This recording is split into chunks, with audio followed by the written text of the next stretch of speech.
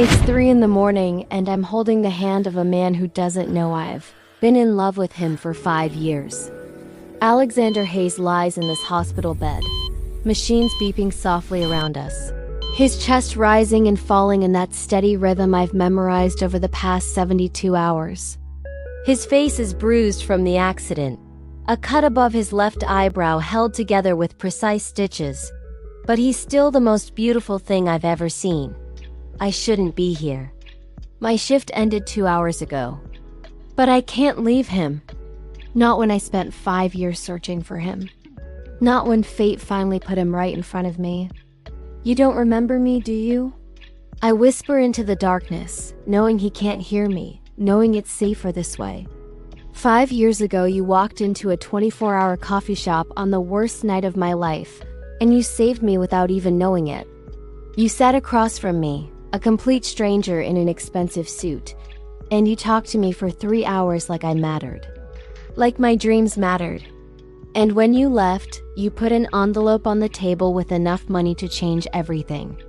I never even got your name. Just 2 initials on a bank card I glimpsed for half a second. A Hayes. It took me 5 years to find you, Alexander.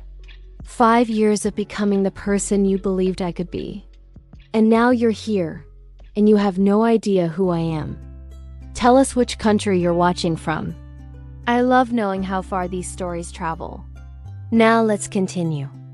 The cardiac monitor spikes slightly, and my nurse training kicks in immediately.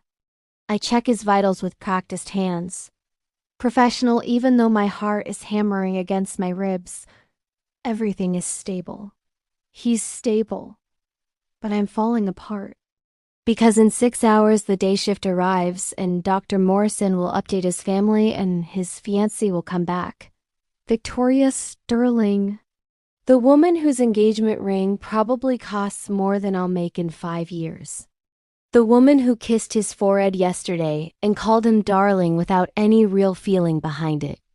I saw the way she checked her phone during the doctor's update. I saw the relief in her eyes that he was unconscious, that she didn't have to actually talk to him. Whatever they have, it isn't love. But who am I to judge? I'm the night nurse who's been lying to him since the moment they wheeled him through those doors. 5 years ago, I was 19 years old and ready to give up on everything. I had been accepted to nursing school, my dream since I was 12 years old. But I had exactly $217 in my bank account and tuition was due in 3 days. My mother had died 2 years before from cancer, the medical bills had destroyed us, and I had no one, no family. No support system, no way forward. I sat in that coffee shop at 2 in the morning with my acceptance letter on the table, crying into cold coffee, trying to figure out how to let go of the only dream I had left. That's when you sat down. I'll never forget what you said. Sometimes the universe puts you exactly where you need to be. Don't give up the night before the miracle happens. You smiled at me like you knew something I didn't. Like you could see my future and it was bright. At the time I thought you were just being kind. Now I know you were being prophetic. Alexander's fingers twitch in mine and I freeze. It's the first voluntary movement he's made since the accident. His eyelids flutter but don't open. The doctors said it would take time, that his brain suffered trauma, that we have to be patient. But I've seen him fighting. I've watched him every night for 72 hours and I know he's in there, struggling to come back. Come on, I whisper, squeezing his hand gently. Come back, Alexander. The world needs you. I need you. His fingers squeeze back, so faint I almost miss it, and tears blur my vision. He's still in there. He's coming back to me. Or rather, he's coming back to a version of me he doesn't even know exists. I became a nurse because of you. That envelope you left had $12,000 in it. Exactly enough for my first year of tuition, books, and living expenses. I cried for 2 days straight. I went to the coffee shop every single day for 3 months hoping you'd come back. You never did. So I took that money and I poured it into becoming someone worthy of it. I graduated top of my class. I specialized in critical care because I wanted to save lives the way you saved mine. And I looked for you everywhere. A Hayes in Manhattan. Do you know how many Hayes families there are in this city? I started volunteering at charity galas, hospital fundraisers, anywhere wealthy people gathered. It took me 4 years to finally see your face in a Forbes article.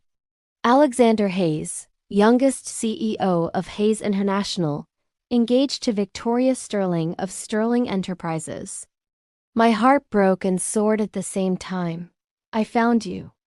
But you belong to someone else. When they brought you into St. Catherine's Hospital 5 days ago, I was working the ear rotation. I saw your name on the chart before I saw your face. Alexander Hayes, 33 years old, car accident, head trauma, multiple contusions, unresponsive. My hand shook so badly I dropped the chart. My supervisor asked if I was okay and I lied and said I was fine. Then they wheeled you past me and everything else disappeared. It was you. After 5 years of searching, of wondering, of dreaming, you were right in front of me, unconscious, bleeding, broken, and all I could think was that I couldn't lose you again. So when they asked for volunteers to take the overnight critical care rotation, I practically knocked over 2 other nurses getting my hand up first. They gave me the assignment. 12-hour shifts, 7 p.m. to 7 a.m., monitoring Alexander Hayes. I should have disclosed our connection, told them I knew you. But what would I say? That 5 years ago you gave me money and I've been obsessed with finding you ever since? They'd remove me from your case immediately. So I kept my mouth shut and I took the assignment and I've been by your side every night since. The night shift has a strange intimacy to it. The hospital quiets down after 9 p.m. Visitors leave. Day staff goes home. It's just me and the other critical care nurses, and we're spread thin across 3 floors. Most nights I'm alone with you for hours at a time. I talk to you. I tell you about my day, about funny things that happened, about the patient in room 4 who proposed to his girlfriend even though he just had emergency gallbladder surgery.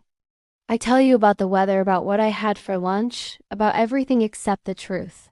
I can't tell you that I know you, that I've known you in my heart for 5 years, that every moment with you feels like coming home to a place I've never been. Instead, I read to you. I found out from your assistant that you love classic literature, so I bring in my battered copy of The Great Gatsby and I read it aloud in the quiet hours. I like to think you can hear me. That somewhere in your unconscious mind, my voice is a thread pulling you back to the surface. Your fiancé came by tonight before I started my shift. I watched from the nurse's station as she stood by your bed for exactly 8 minutes. She didn't hold your hand. She didn't talk to you. She just stood there looking at her phone, occasionally glancing at you like you were a problem she needed to solve. When she left, she stopped at the desk and asked me how long until you wake up. Not how you're doing. Not if you're improving. Just how long. As if you're an inconvenience to her schedule. I wanted to scream at her. This is the man you're supposed to marry and you can't even pretend to care. But I just smiled professionally and said we're hopeful for improvement soon. She nodded and left, and I hated her. I hated her for having your ring on her finger. For having the right to stand by your bed in daylight while I hide in the shadows of the night shift. For having everything I want and treating it like nothing. But then I go back to your room and I look at you, and I remember this isn't about me, this is about you healing. You surviving. Everything else is secondary. So I check your 4 fluids, adjust your pillows, make sure you're comfortable. I do my job. Because that's what you need right now. Not my feelings. Not my history. Not my desperate hope that when you wake up you'll somehow remember me or feel what I feel. You need a good nurse. And I'm a damn good nurse. You made sure of that 5 years ago when you believed in me. It's 4 a.m. now and I'm exhausted, but I can't stop watching you. There's something about the quiet hours that makes everything feel more real. Like the rest of the world has fallen away and it's just us in this room suspended in time. I study your face in the dim light, the strong line of your jaw, the way your hair falls across your forehead, the scar above your eyebrow from the accident that will probably fade but never fully disappear. You'll carry a mark from this night for the rest of your life. A reminder of how fragile everything is. How quickly life can change. I know something about that. 5 years ago, my life changed in a coffee shop. Tonight, your life is changing in a hospital bed. And somehow our stories are tangled together in ways you don't even know yet. The sun will rise in a few hours and my shift will end, and I'll have to leave you to the day nurses who don't know what you mean to me. I'll go home to my tiny apartment in Queens, the one I can barely afford even with my nurse's salary, and I'll try to sleep. But I'll just lie there thinking about you. Wondering if today is the day you'll wake up. Wondering what I'll say when you do.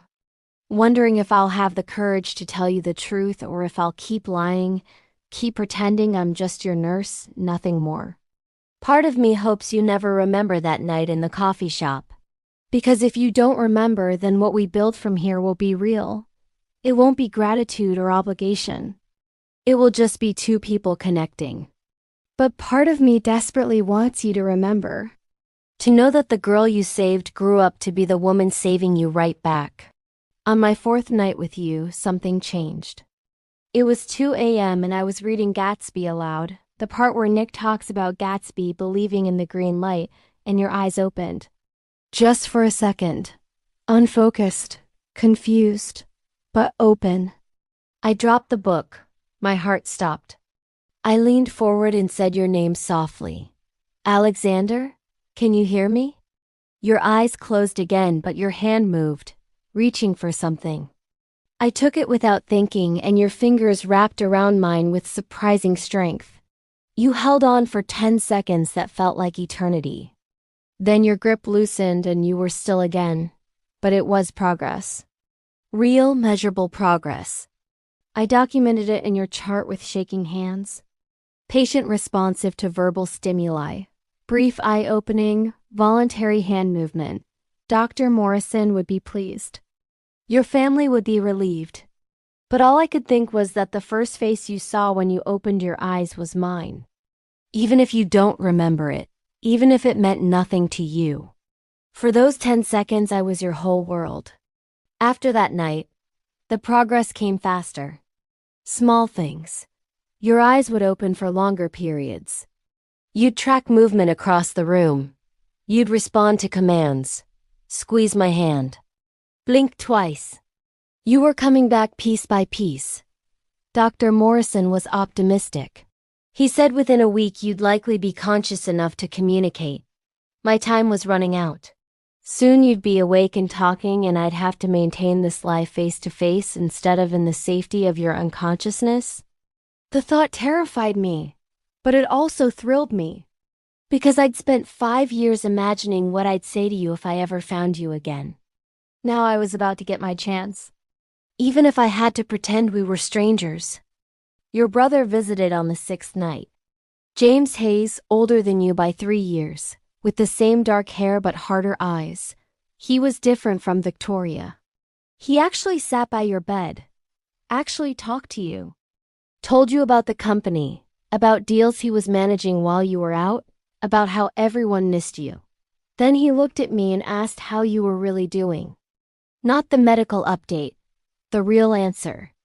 I told him honestly that you were fighting hard, that you were strong, that I believed you'd make a full recovery. He studied me for a long moment and then said thank you for taking such good care of my brother. I can tell you actually give a damn. That simple acknowledgement almost broke me. I just nodded and left to give them privacy. In the hallway, I cried for 5 minutes in the supply closet. Because someone saw me. Someone noticed that I care more than I should. And I couldn't even explain why. On the 7th night, you woke up. Really woke up. It was just past midnight and I was checking your vitals when your eyes opened and stayed open. They focused on me with startling clarity. You blinked slowly, confused, trying to understand where you were. I immediately hit the call button for Dr. Morrison but kept my voice calm and gentle. Alexander, you're in the hospital. You were in an accident, but you're safe now. Don't try to move too quickly. Your throat is probably sore from the breathing tube. You stared at me, and I watched awareness slowly return to your eyes. You tried to speak, but only a raspy sound came out. I grabbed water with a straw and held it to your lips. Small sips, I instructed. Your hand came up, shaking, and touched my wrist as you drank. That small touch sent electricity through my entire body.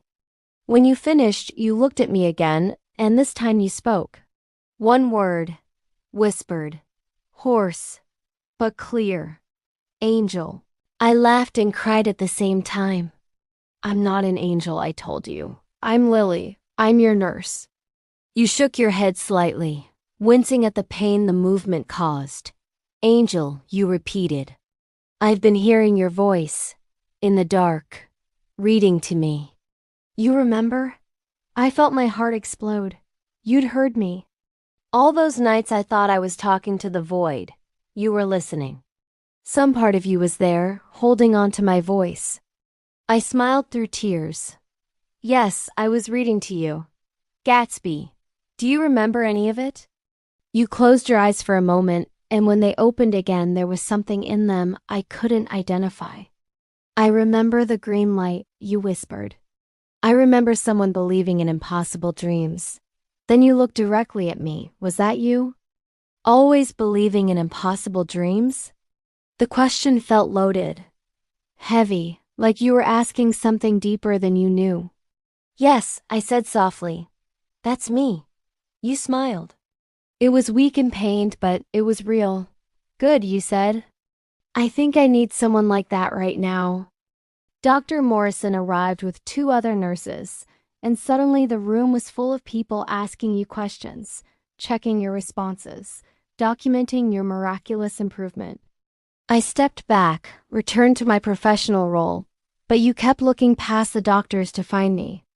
Every few seconds your eyes would search until they landed on mine. And every time they did, something passed between us. Recognition, maybe, or connection. Or the beginning of something that would change both our lives forever.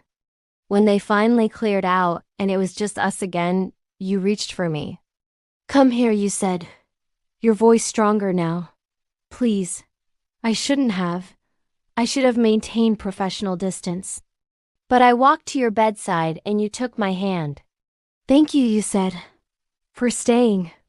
For reading to me. For bringing me back. You didn't bring me back, I told you, fighting tears. You fought your way back. You're strong, Alexander. You shook your head. I heard you. You insisted. Every night. Your voice was the only thing tethering me to the world. If that's not bringing someone back, I don't know what is. The next week was the strangest of my life. You were awake now, improving rapidly but still needed 24-hour monitoring. I continued my night shifts and you started waiting for me. The day nurses told me you'd ask what time Lily comes on shift. That you'd be restless until 7 p.m. when I walked through your door. It should have been a red flag. This attachment forming between us. But I couldn't stop it, and I didn't want to. Because for the first time in 5 years, I got to know you. Not the stranger from the coffee shop. Not the billionaire from Forbes articles. But you, the real Alexander Hayes. And you were even better than I'd imagined. We talked for hours every night. You told me about growing up as a Hayes. The pressure of legacy, the weight of expectations. Your father had built Hayes International from nothing, and when he died suddenly 3 years ago, the company fell to you. You were 30 years old and suddenly responsible for 8,000 employees and billions in assets. You told me about the loneliness of that, how everyone wanted something from you, how you couldn't trust anyone's motivations, how you'd stopped believing people could care about you for just being you. That's why Victoria made sense, you explained. It was a business arrangement. Honest in its dishonesty. You both knew exactly what it was. No false pretenses of love. I hated hearing about her, but I understood. When you've been burned by people using you, sometimes transactional relationships feel safer. At least you know where you stand. I told you about my life too. Carefully edited versions, leaving out the most important parts. I told you about nursing school, about my mother's death, about why I became a nurse. I wanted to save people, I said, which was true. I just didn't mention that I wanted to save people because someone had saved me. You listened like every word mattered. You asked questions. You remember details.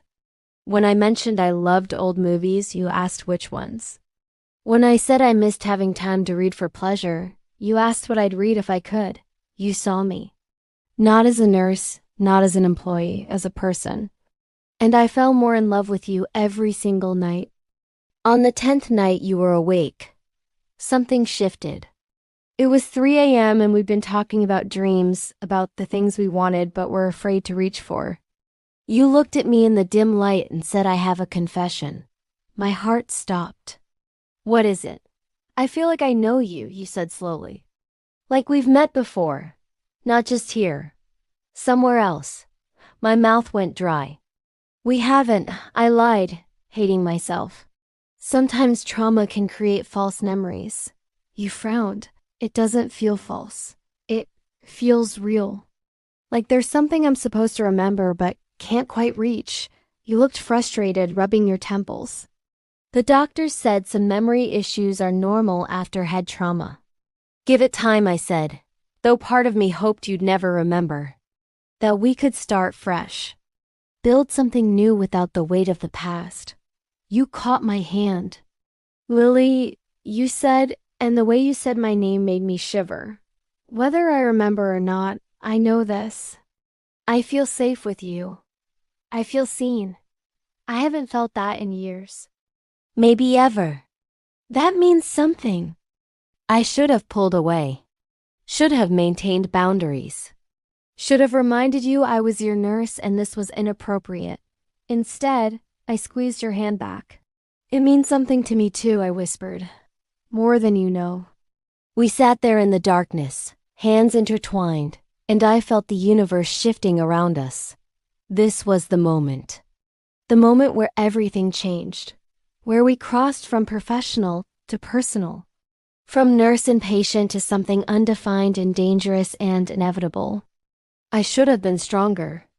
Should have protected us both. But I was weak. I'd been in love with you for 5 years. Now you were finally looking at me the way I'd always dreamed. How could I walk away from that? Victoria came the next evening, just before my shift started. I was at the nurse's station when I heard her voice in your room. Cold, clipped, angry. I shouldn't have listened, but I couldn't help it. She was telling you about the wedding, about how they'd had to postpone, about the inconvenience of it all. You said something I couldn't hear. Then her voice rose. Don't be ridiculous, Alexander. Of course we're still getting married. The contracts are signed. Our families have agreements. This accident doesn't change anything. More murmuring from you. Then her sharp laugh. The nurse? Are you serious? She's doing her job, Alexander. Don't confuse professional care for something more. You're vulnerable right now. Once you're out of here and back to real life, you'll see clearly. My face burned. She wasn't wrong. I was his nurse. This was my job. But it was more than that, and we both knew it. When she left, I waited 10 minutes before going to your room. You were staring at the ceiling, jaw clenched. I almost asked if you were okay, but the look on your face stopped me. Instead, I just started my routine, checking vitals, adjusting IV, professional. You caught my wrist. Lily, you said, I need you to know something. Whatever happens, whatever anyone says, what I feel when I'm with you is real. This is the most real thing in my life right now. The next 2 weeks blurred together in a haze of night shifts and stolen moments. You were getting stronger every day, preparing for discharge. Soon you'd leave this hospital and return to your real life, your company, your penthouse, your fiancé. And I'd be the night nurse you almost forgot. We both knew it, but neither of us said it. Instead, we pretended. We talked and laughed and connected like we had all the time in the world. You told me about places you wanted to travel. I told you about dreams I'd given up. You made me promise I wouldn't give up on them. Life is too short, you said. I almost died in that accident. What's the point of surviving if we don't actually live? Your words echoed what you told me 5 years ago. Don't give up the night before the miracle. You'd always been able to see possibility when I only saw obstacles. It was one of the things I loved most about you. 3 nights before your scheduled discharge, you asked me about my mother. What was she like? You'd never asked directly before. I sat in the chair by your bed and told you everything. About her strength during chemo. About her smile even when she was dying. About the medical bills that buried us. About holding her hand at the end and promising I'd become a nurse like the ones who cared for her. About being 19 and completely alone in the world. You listened with tears in your eyes. I'm sorry, you said when I finished. No one should have to go through that alone, especially not at 19. Something in your voice made me look up. You were staring at me with an expression I couldn't read. Intensity mixed with confusion, mixed with something like recognition. What is it? I asked. You shook your head. Nothing. Just, you remind me of someone. Someone brave. Tell me, you said carefully. If you were 19 and alone and desperate, what would have saved you? What would have made the difference? The question felt like a trap. Like you were circling something you couldn't quite name. Human kindness, I said, honestly. Someone believing in me when I didn't believe in myself. You went very still. Did someone do that for you? Once, I admitted. A long time ago. A stranger who changed everything. You reached for my hand. I'm glad, you said quietly. I'm glad someone saw how extraordinary you are. Even if you paused. Even if it wasn't me. That night, after you fell asleep, I stood by the window looking out at Manhattan's glittering skyline. Somewhere out there was the coffee shop where we first met. Where you saved my life without knowing it. Where this whole impossible story began. I pressed my hand against the cold glass and let myself imagine an alternate universe. One where I'd gotten your name that night. Where I'd thanked you properly. Where we'd met again as equals, not patient and nurse. Would you have loved me then? Or was this connection only possible because of the circumstances? Because you were vulnerable and I was safe. Maybe Victoria was right. Maybe once you returned to real life, you'd see this for what it was. A hospital romance. Intense, but temporary. Meaningful, but not lasting. 2 nights before discharge, everything changed. You were supposed to be sleeping, but when I came in for my shift, you were sitting up, fully dressed in clothes your brother had brought. There was something different about you. Energy, purpose, decision. Lily, you said. Sit down. We need to talk. My heart started hammering. What's wrong? Are you in pain? No, you said. I'm not in pain. I'm clear-headed for the first time in weeks. And I need to say something before I lose my nerve. You took a deep breath. I'm not marrying Victoria. I'm ending the engagement. I'm going to tell her tomorrow. My world tilted. Alexander, you can't make that decision right now. You're still recovering, you're not. You cut me off. I'm not thinking clearly. Is that what you're going to say? Because I've never been more clear about anything. This accident, this whole nightmare, it showed me something. Life is fragile. Time is limited. And I've been wasting both of them on a life that isn't really mine. You stood up, walking toward me with surprising steadiness. I don't love Victoria, and she doesn't love me. We have a business arrangement masquerading as a relationship. I've been okay with that because I didn't think I deserved anything real. But then I woke up and heard an angel reading to me in the dark. And I realized I was wrong. You stopped in front of me. I want something real, Lily. I want something that matters. You hesitated, then said it. I want you. I couldn't breathe, couldn't think, couldn't process what you were saying. Alexander, I whispered. You can't. I'm your nurse. It's not unethical, you interrupted. I'm discharging in 2 days. You won't be my nurse anymore. We'll just be two people who met and connected. Two people who could be something to each other if we're brave enough. You took my hands. I know this is sudden. I know I'm asking a lot. But I also know that what I feel when I'm with you is the most honest thing I've felt in years. Tell me you don't feel it too. Tell me I'm alone in this and I'll stop. I'll leave in 2 days and never bother you again. But if you feel even a fraction of what I feel, then please, give us a chance. I was drowning in guilt and love and terror. Because you were offering me everything I'd dreamed of for 5 years. But it was based on a lie. You didn't know who I really was, what I'd hidden from you. I should have told you the truth right then. Should have confessed everything. Instead, I kissed you. I pulled you down and pressed my lips to yours and poured 5 years of love into that kiss. You wrapped your arms around me like I was the only solid thing in a tilting world. And for those perfect minutes, nothing else existed. Not the past. Not the lies. Just us. When we finally broke apart, you rested your forehead against mine. Is that a yes? You asked, breathless. I nodded, unable to speak. You smiled, really smiled, for the first time since you'd woken up. Then we have 2 days to figure this out, you said. 2 days before I leave this hospital and take you to dinner like a normal person. 2 days to make plans. Your enthusiasm was infectious and terrifying. I wanted to freeze time. Keep us in this room where the real world couldn't reach us. Because I knew that once you left, once you returned to your life, everything would change. The lies would catch up. The truth would surface. And I'd lose you all over again. The next 30 hours were the happiest and most agonizing of my life. You broke off your engagement with Victoria over the phone. I wasn't there, but you told me about it afterward.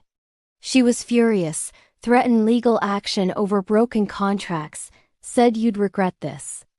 You told her you were already living with regret and refused to keep doing it. When your brother found out, he came to the hospital. I excused myself, but you called me back. Stay, you said. James, this is Lily. You paused, searching for the right word. She's important to me.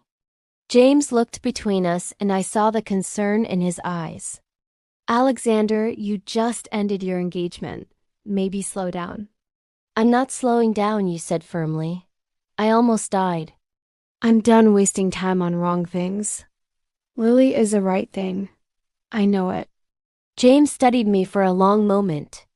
If you hurt him, he said quietly, there's nowhere you can hide. I met his eyes. I'd rather die than hurt him, I said, and meant it. The irony was that I was already hurting you. You just didn't know it yet. Your last night in the hospital.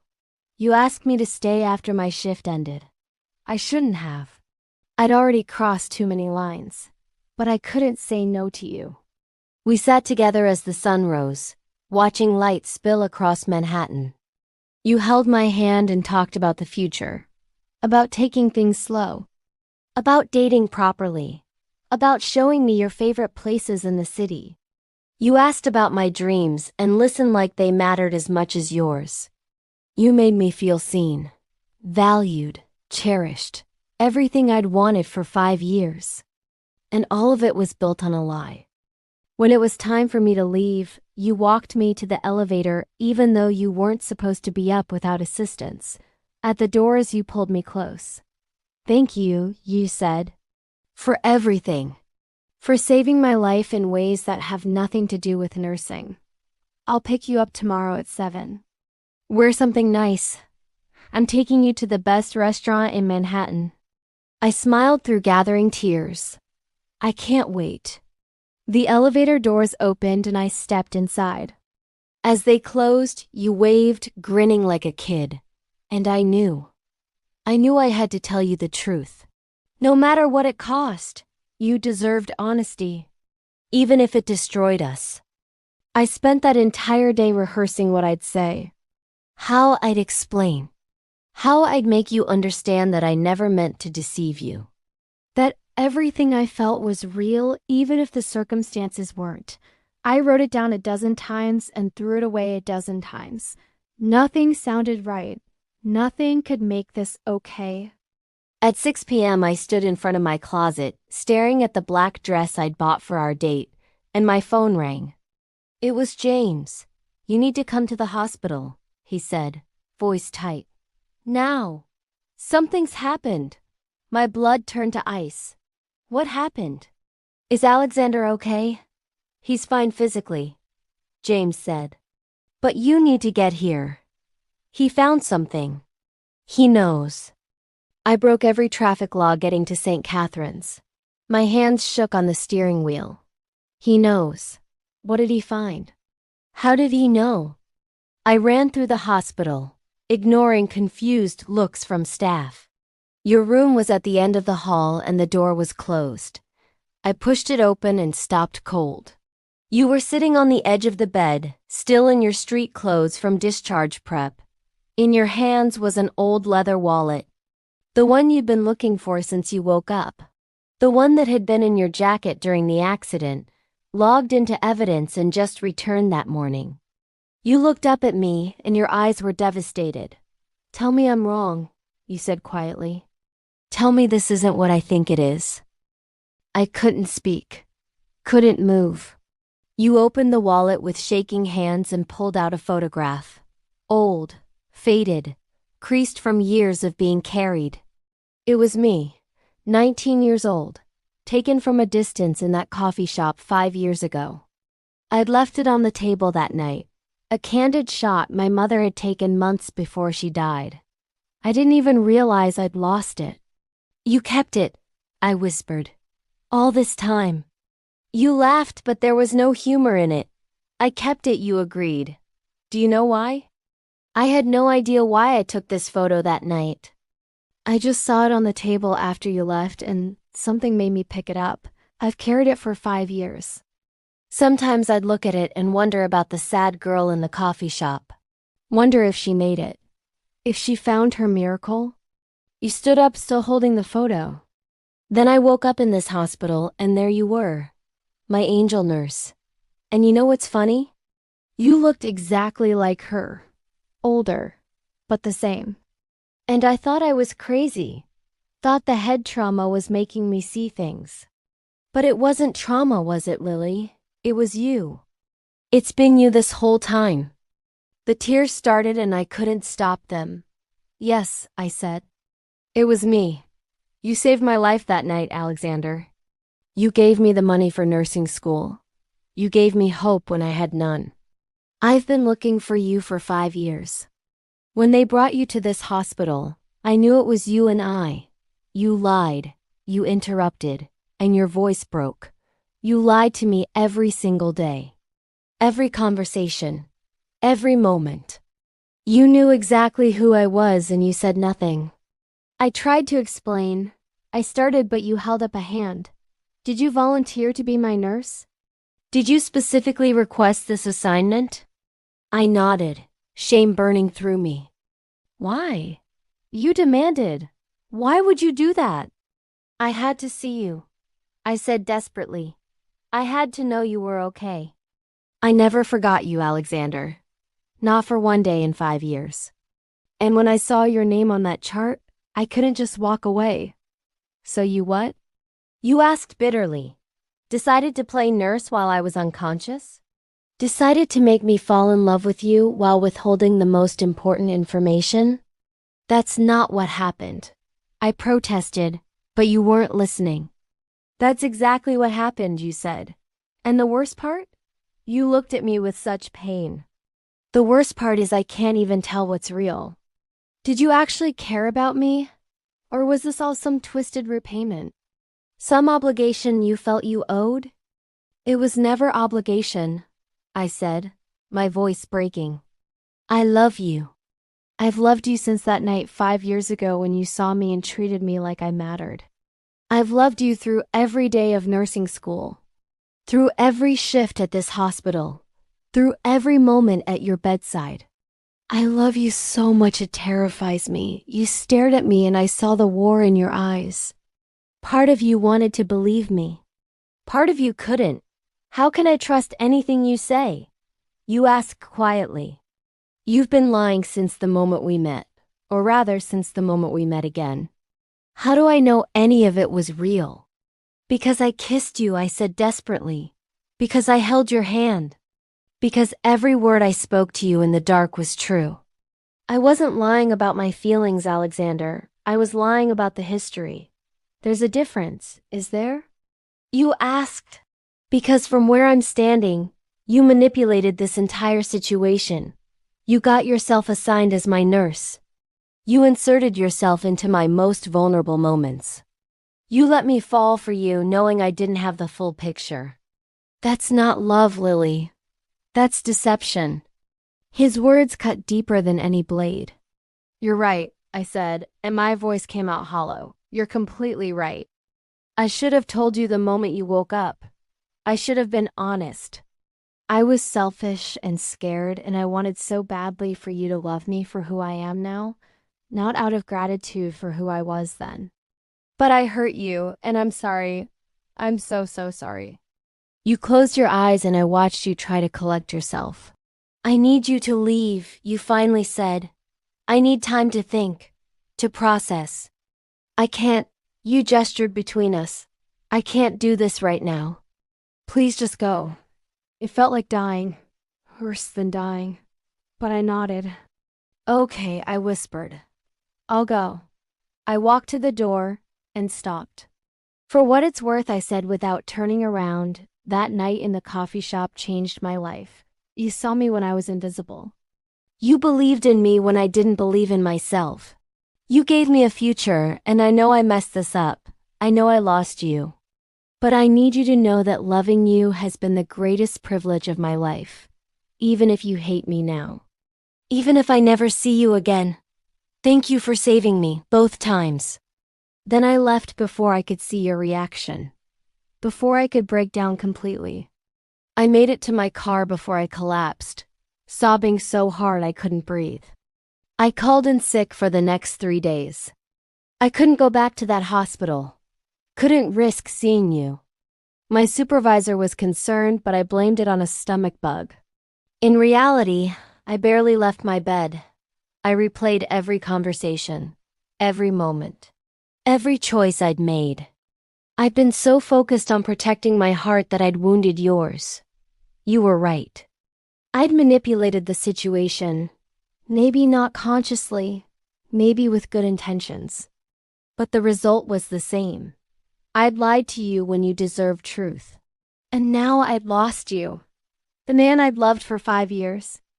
The man I'd finally found only to destroy everything with my own cowardice. On the 4th day, I dragged myself back to work. I requested a transfer to a different floor, away from critical care, away from any chance of seeing you. My supervisor approved it without question. I think she knew something had happened. The other nurses had seen how you looked at me. How I looked at you. Hospital gossip spreads fast. Now I was the nurse who'd gotten too close to a patient, who'd crossed lines, who'd lost perspective. They weren't wrong.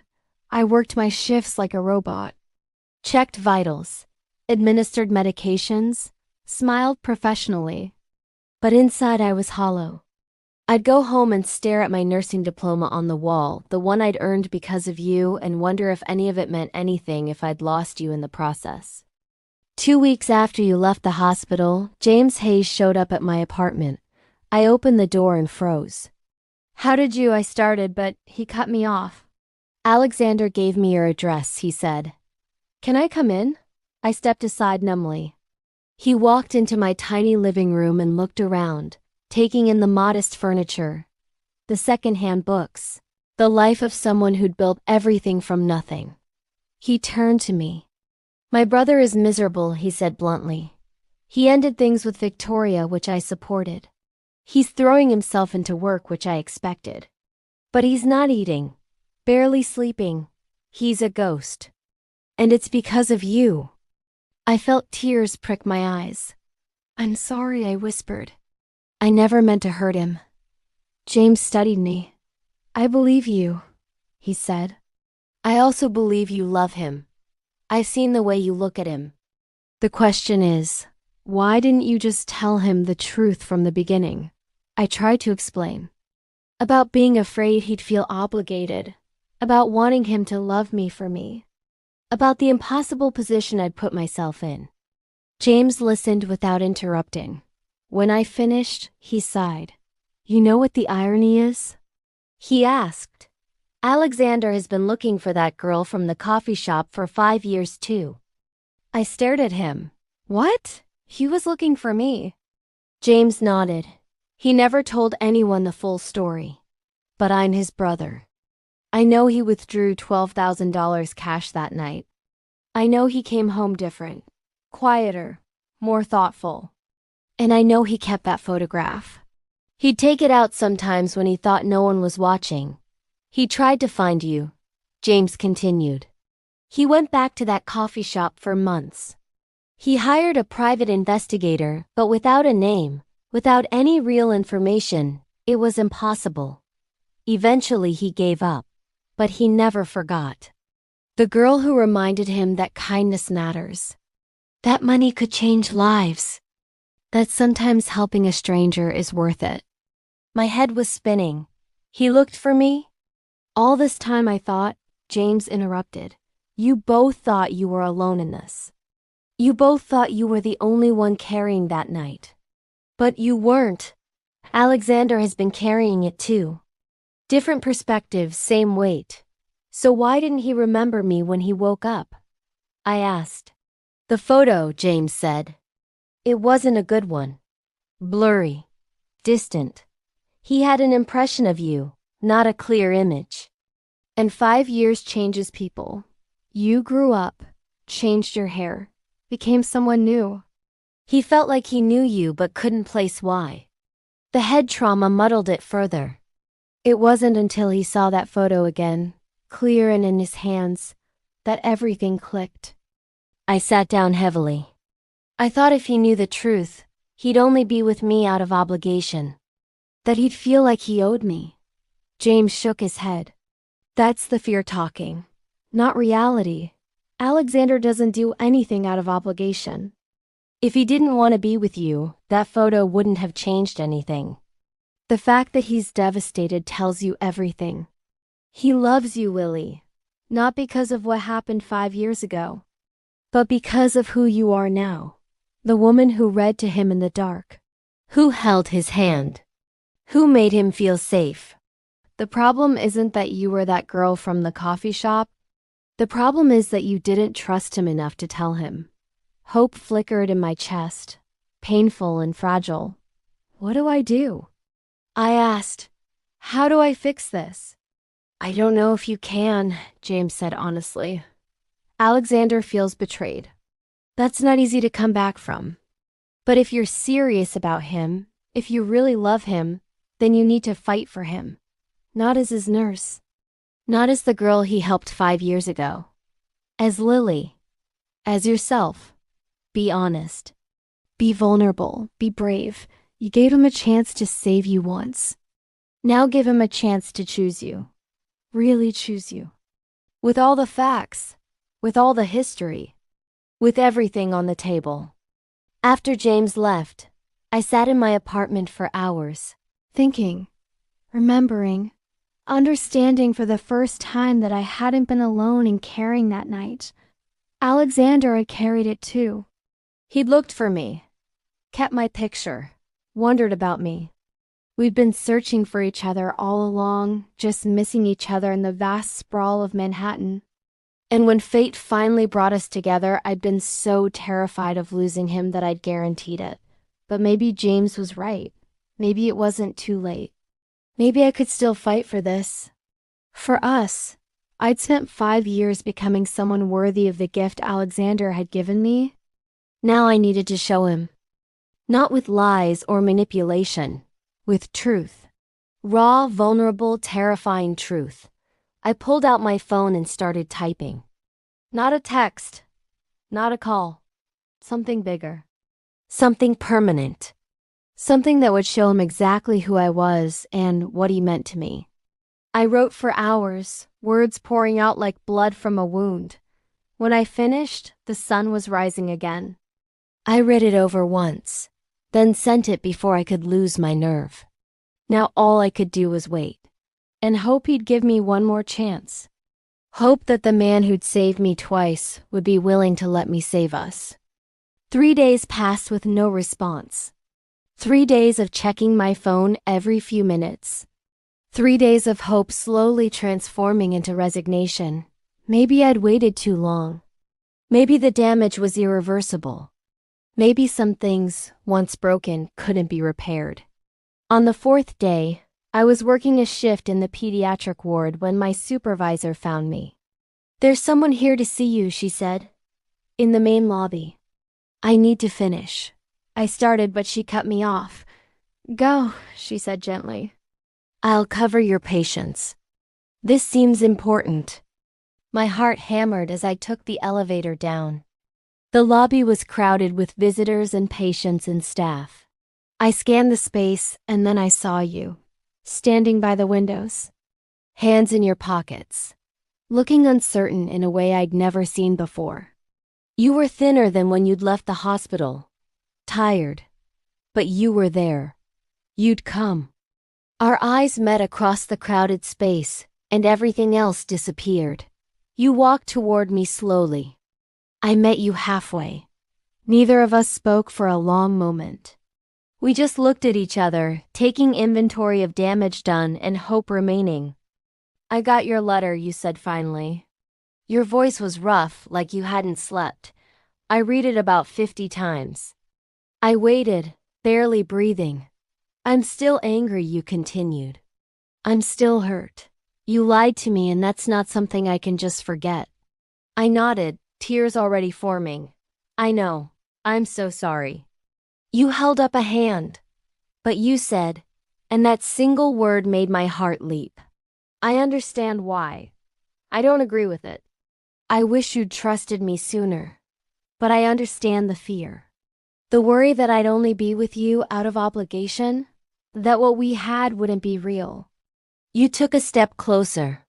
"Here's what I know.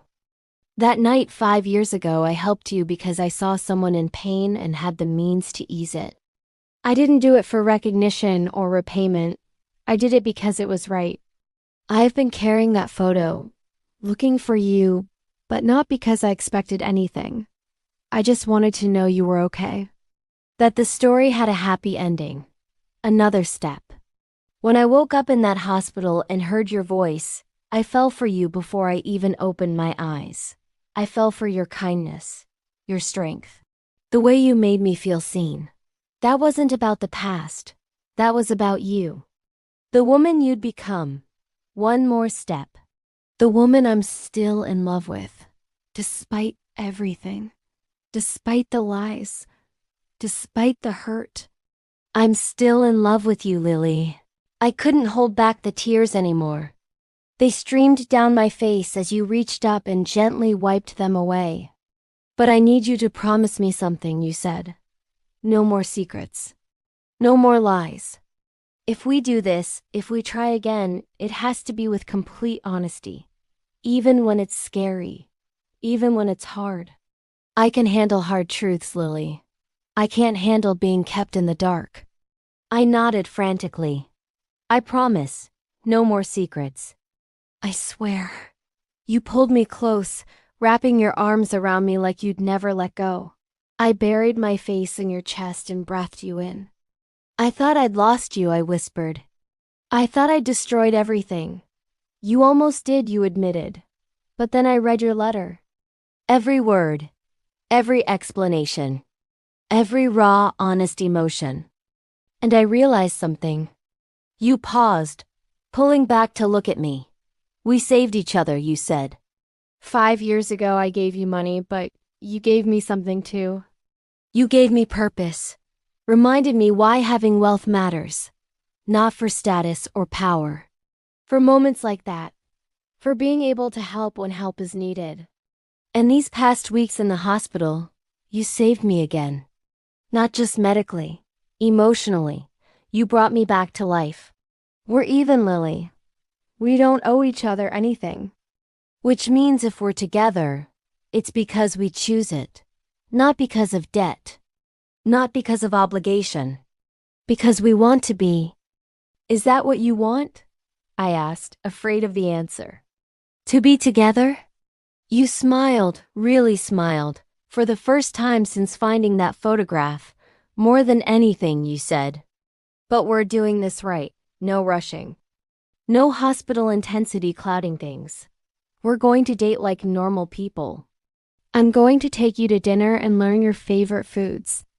We're going to have awkward first date conversations and figure out if we actually work outside of crisis mode.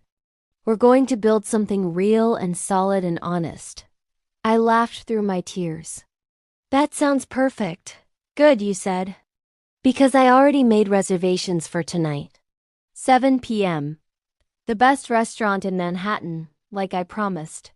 Wear that black dress. I heard you bought it for our date that never happened. You deserve to wear it. How did you know about the dress? I asked, surprised. James might have mentioned it, you said, grinning. He's been giving me a lot of advice lately. Mostly variations of don't be an idiot, fight for her. Smart man, I said. Runs in the family, you replied. Then you leaned down and kissed me softly. Not the desperate kiss from the hospital. This was gentle, tender, a promise of beginnings rather than endings. When we broke apart, you rested your forehead against mine. Thank you, you whispered. For loving me when you had no reason to. For holding my hand in the dark. For fighting your way back to me even when I pushed you away. I should be thanking you, I said. You saved me twice. No, you corrected. We saved each other. That's how this works. That's how it's always going to work. That night you picked me up at exactly 7 p.m. in a town car, not the flashy sports car I'd seen in magazines. You were wearing a dark suit, but no tie, looking relaxed in a way I'd never seen. You looked at me in my black dress and said you're absolutely stunning. I blushed like a teenager. The restaurant was elegant but not pretentious. We sat across from each other and it felt like the coffee shop 5 years ago, but different, better. We talked about everything. Our childhoods, our fears, our dreams. You told me about the pressure of running Hayes International, about wanting to use your wealth for good, but never knowing if you were doing enough. I told you about my patients, about the ones who made it, and the ones who didn't, about why every life matters. We laughed. We debated. We discovered we both loved old movies and hated modern art and thought pizza was its own food group. By the end of the night, I realized James was right. We worked outside the hospital, outside the crisis.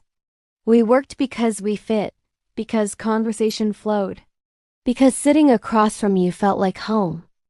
You walked me to my door like a gentleman and didn't push for more.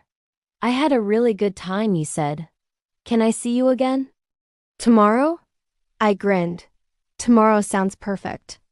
You kissed me goodnight, soft and sweet, and drove away. I floated into my apartment and called James to thank him. For what? He asked, amused. For telling me to fight, I said. For reminding me that love is worth fighting for. He laughed. Just don't screw it up again. I don't think Alexander has another comeback in him. I won't, I promised. I'm done with secrets. Done with fear. I'm just going to love him and trust that's enough. It will be, James said confidently, because he loves you too. And the Hayes men, we're stubborn when it comes to the people we love.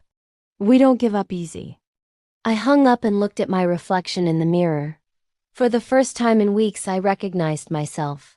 Not the scared 19-year-old from the coffee shop. Not the guilty nurse with secrets. Just Lily. The woman who'd survived. Who'd built a life. Who'd found love. Who was choosing bravery over fear. I was ready for whatever came next. The next 6 months were the best of my life. You courted me properly. Dates every week. Flowers delivered to the hospital.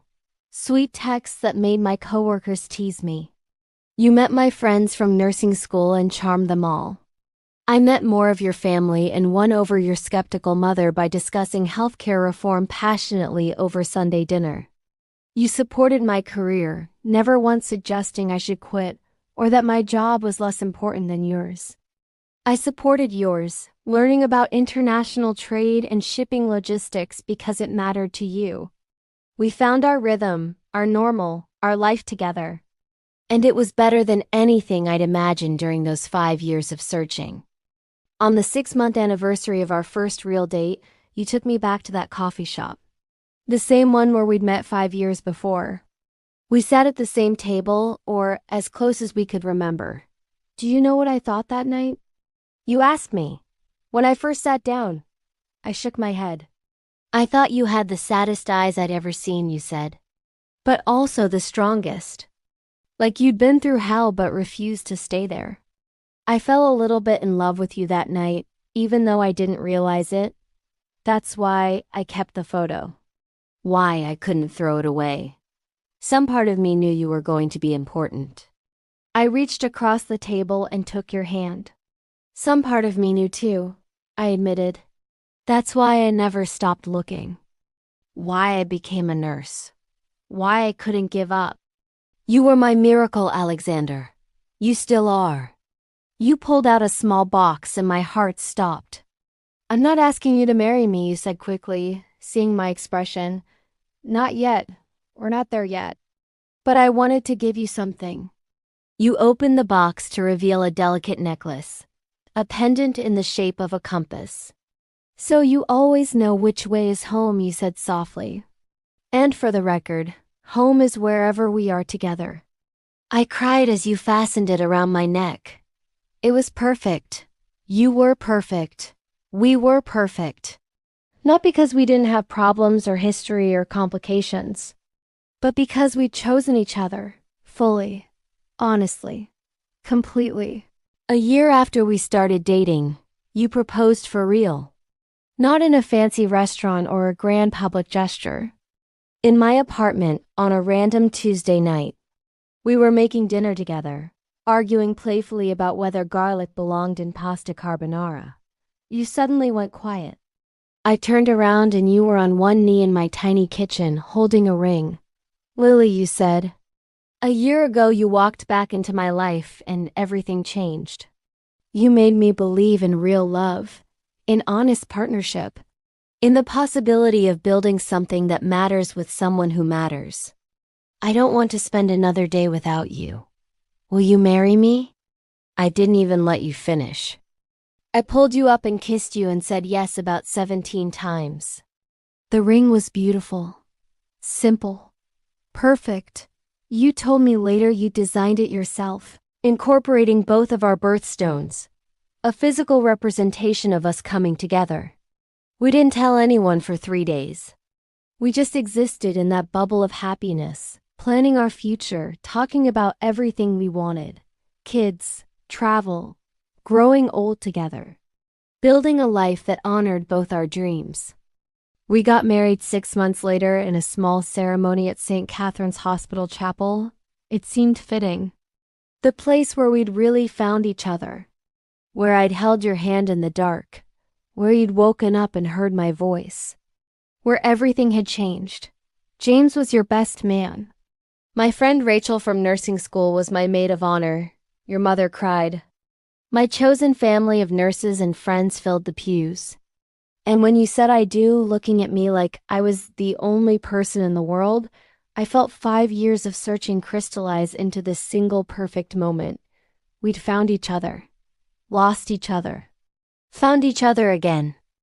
And now we were choosing each other forever. At the reception, you gave a toast. You thanked everyone for coming. Thanked your family for support. Then you looked at me. 5 years ago, you said, I met a stranger in a coffee shop and made a choice to help. I had no idea that choice would change my life. That stranger became my nurse. My nurse became my love. My love became my wife. And now I get to spend the rest of my life with the woman who taught me that kindness ripples forward in ways we can't predict.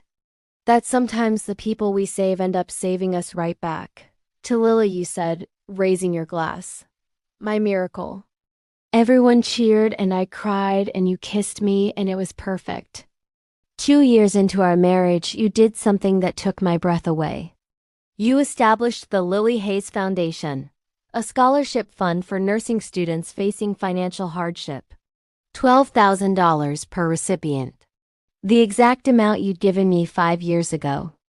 You didn't tell me until the press release was ready. I came home from a shift and you handed me the announcement. I read it through tears. This is your legacy, you told me, your story. I'm just helping it reach more people. But it's your name. I protested. You shook your head. It's our name now. And this foundation represents both of us. My resources, your heart. Together we can change lives the way that night changed ours. The first year we gave scholarships to 20 students. The second year, 50. By the 5th year, we were funding 200 nursing students annually. Each one got a letter from me telling them my story. Telling them they weren't alone. Telling them to never give up the night before their miracle. And every single one of them sent thank you notes that made me cry. Made us both cry. Because we were turning our story into something bigger than us. We were creating ripples that would spread for generations. I continued working as a nurse. You never asked me to stop and I never wanted to. My job gave me purpose beyond our marriage. It reminded me why I'd fought so hard to get here. And you supported it completely. On nights when I came home exhausted from difficult shifts, you'd have dinner ready. You'd listen to me process the losses and celebrate the victories. You understood that nursing wasn't just what I did, it was who I was. And I supported you too. When Hayes International faced a hostile takeover attempt, I was there. When you struggled with the weight of decisions affecting thousands of employees, I held space for your fear. When you succeeded, I celebrated. We were partners, equals. Neither of us diminished by the other's success, but amplified by it. 3 years after our wedding, I got pregnant. We'd been trying for months and had started to worry. Then one morning I took a test and saw 2 lines and couldn't stop crying. You were at the office. I called you and just said come home. You were there in 20 minutes, running through the door in a panic. What's wrong? Are you okay? I held up the test. We're having a baby. You froze, stared at the test, looked at me, then picked me up and spun me around laughing. We're having a baby, you repeated, like you couldn't quite believe it. We sat on the floor of our bathroom for an hour, making plans and dreaming about the future. We agreed immediately that whether it was a boy or girl, we'd teach them about kindness. About using privilege to help others. About how one moment of generosity can change everything. We'd tell them our story. How their parents found each other against impossible odds. How love required bravery and honesty and faith. How miracles happened when you refused to give up. 7 months into my pregnancy, we went back to that coffee shop one more time. It had become our tradition. Every year on the anniversary of that first night. This time I was visibly pregnant, waddling more than walking. You held doors for me and helped me sit. The barista recognized us by now. The couple who came in once a year and sat at the same table looking at each other like no one else existed. We ordered coffee for you. Decaf for me. Sat at our table. You reached across and put your hand on my belly. Our daughter kicked against your palm and you grinned. She's strong, you said. Like her mother. She's loved, I corrected. Like her father taught me to be.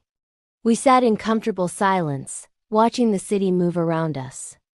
This place, you said eventually. This random coffee shop in Manhattan. If someone had told me that night 5 years ago that the sad girl at the corner table would become my whole world, I wouldn't have believed them. I wouldn't have believed it either, I admitted. I was so lost that night, so ready to give up. And you saw me, really saw me. That's all anyone wants, you know? To be seen. You squeezed my hand. I see you, you said. Every day, every moment. I see how strong you are. How kind. How you give everything to your patients and your friends in our family. I see you, Lily, and I'm grateful every single day that you let me. Our daughter was born on a Tuesday in March at St. Catherine's Hospital. The same hospital where everything changed. The same hospital where you'd been my patient and I'd been your nurse. Where we'd fallen in love in the dark. You were with me through every contraction. Every push, every moment of pain and fear and ultimately triumph. When they placed her in my arms, tiny and perfect in hours, I looked at you and saw tears streaming down your face. She's beautiful, you whispered. Just like her mom. We named her Hope. Hope Catherine Hayes. Hope because that's what you'd given me 5 years ago in a coffee shop. Catherine after the hospital that brought us together. When the nurses came to check on us, several of them were my former colleagues. They hugged me and cooed over the baby and said they always knew we'd make it. That our love story was the kind people told for years. The nurse and the patient who found their happy ending. But it wasn't just a love story, I realized as I held Hope and watched you hold both of us. It was a story about kindness, about strangers becoming family. About how one moment of seeing someone can change 2 lives forever. About refusing to give up the night before the miracle. 5 years after Hope was born, we had a son. Alexander James Hayes Jr. We called him a J. He had your eyes and my stubborn determination. Hope adored him immediately, appointing herself his protector and best friend. Our family was complete. We bought a house in Westchester with a yard for the kids and a home office where I could work on foundation business and you could occasionally work from home. Life was beautifully ordinary. School pickups, soccer practice, family dinners. Date nights where we snuck away and remembered we were Lily and Alexander before we were mom and dad. We told our kids the story as they got older. How mommy and daddy met twice. Once in a coffee shop.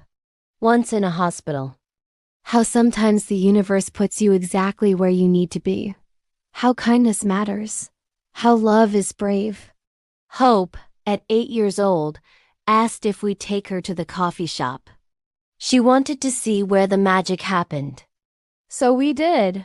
All 4 of us. We sat at our table and the kids drank hot chocolate and we told them every detail. AJ, only 3, didn't fully understand, but Hope got it. I want to help people like Daddy helped you, she said seriously. I want to see people who are invisible. That's when I knew we'd done it right. We turned our story into a legacy, into values, into the next generation choosing kindness. 10 years after we married, the foundation had helped over 1,000 nursing students.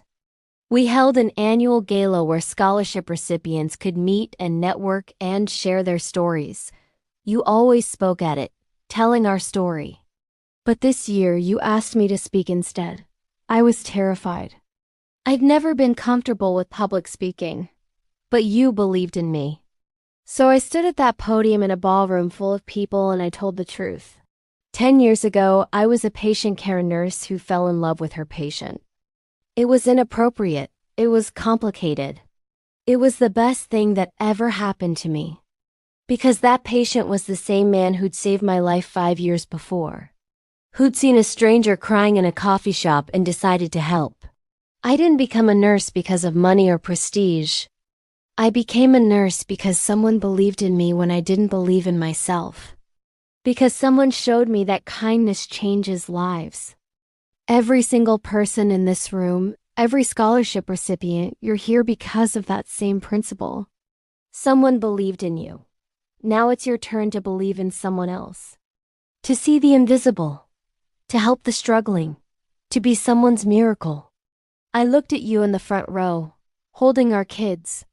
And I want you to know, no matter how much money we give away, no matter how many students we help, the greatest gift I ever received was a second chance. A chance to love honestly. To build something real. To create a family based on the values that brought us together. Thank you for giving me that. The room erupted in applause. You were crying, I was crying. And I knew our story had mattered. Really mattered. 15 years after we married, you came home one day with news. The city was naming a new hospital wing after our foundation, the Lily Hayes Center for Nursing Excellence, a dedicated space for training and supporting new nurses. I couldn't believe it. I'm just a nurse, I protested. You pulled me close. You're not just anything, you said firmly. You're the woman who turned pain into purpose. Who chose to save lives because someone saved yours. You're the reason hundreds of nurses are working today. You're my wife, you're our children's mother. You're a miracle worker, and you deserve to be recognized. The dedication ceremony was attended by hundreds, nursing students, hospital staff, our family. The mayor gave a speech about the importance of healthcare workers. The hospital director thanked us for our contributions. But the moment that mattered most was when a young nurse approached me afterward. She was maybe 22, nervous. She held out a photo. "This is me," she said, pointing to a picture of herself crying in what looked like a hospital break room. This was taken 2 years ago. I was failing out of nursing school. I'd just lost a patient for the first time and I was ready to quit. Then I got your scholarship and your letter about not giving up the night before the miracle. She wiped away tears. I kept going because of you. I graduated last month. I'm working in pediatric oncology now. And last week, I saved a kid's life. Because you saved mine. I hugged her, cried with her, realized this was it. This was the ripple effect. This was our love story becoming other people's hope. 20 years after that night in the coffee shop, we went back one final time for our tradition. We were older now. You had gray at your temples. I had laugh lines around my eyes. Our kids were teenagers. Hope was applying to nursing schools, following in my footsteps. Ajay wanted to be a teacher, carrying on the legacy of helping others in his own way. We sat at our table, now worn smooth by 15 years of our annual visits. The coffee shop had changed ownership twice, but the new owners knew our story. They kept our table reserved every year on this date. We didn't need to talk much anymore. We just sat holding hands, comfortable in our silence. After a while you said, "Do you ever wonder what would have happened if I hadn't walked into this coffee shop that night?" All the time, I admitted. But then I remember that some things are meant to be. We were meant to find each other. Maybe not that specific night. Maybe not in that exact way. But somehow, somewhere we would have found each other. You nodded. I believe that too. Some souls are meant to collide. Ours just took the scenic route. We laughed. 20 years. I marveled. 20 years since you saved me. 10 years since I saved you back. A lifetime of saving each other. That's marriage, you said. That's love. Showing up. Being honest. Fighting for each other even when it's hard. We did that. We're still doing that. And I wouldn't change a single moment. Even the lies? I asked. Even the lies you confirmed. Because they led us here. To this table. This life. This love. I wouldn't trade that for anything. The end. Thank you for staying with me until the end of this story. If it reached your heart, even just a little, don't leave without letting me know. A simple heart in the comments is enough. And if you want to feel more stories like this, stories about love that survives everything and souls that find each other again, make sure to subscribe to Dramora Stories. Every story here is a reminder that love always finds its way back. And maybe so will you.